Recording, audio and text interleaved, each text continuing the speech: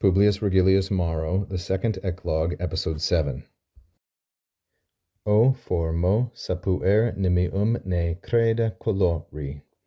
Alba legustra cadunt wac cinia nigra laguntur.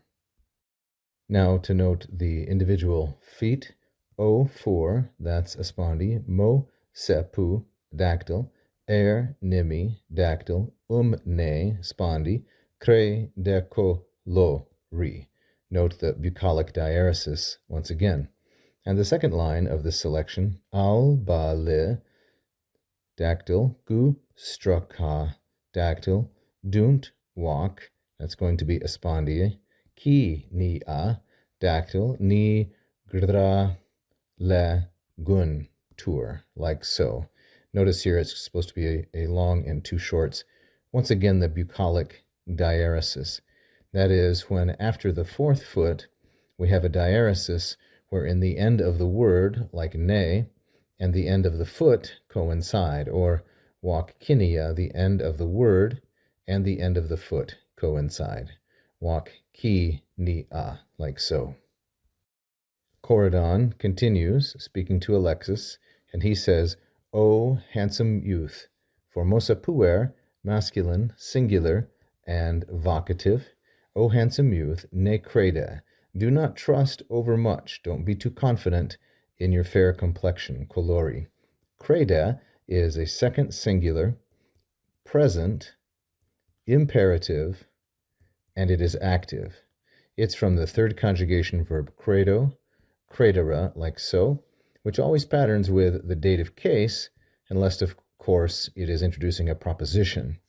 But here we have colori in the masculine, singular, and dative. Don't trust overmuch, nimium is an adverb, in your fair complexion.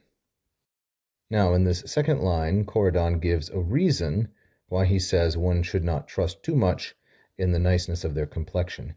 Alba ligustra, these are white, alba, ligustra, this is a second declension noun, ligustrum, it's neuter, ligustrum, ligustri, and I had to look this up because it was unfamiliar to me. It's a privet, which is a kind of bush that bears berries that are white and then eventually they turn dark, and apparently they are poisonous to humans. So white privet berries, cadunt, they fall off the branch. But the wakinia that are nigra, that is the dark or black berries, and the wakinia is from the second declension noun, wakinium, wakinii, neuter, and it means a blueberry or potentially a whortleberry, which was something new for me to learn as well. Here is a picture here on the left of some whortleberries, while the dark whortleberries, laguntur, they are picked off. So the white ones, the light ones, are fallen to the ground and lost, but the dark ones are the special ones that are chosen and selected for their taste. So he says to Alexis, don't trust too much in your fair complexion because, look, from the world of nature, this is what happens. The general principle here is, following Theocritus, examples in the poetry are taken from the natural world.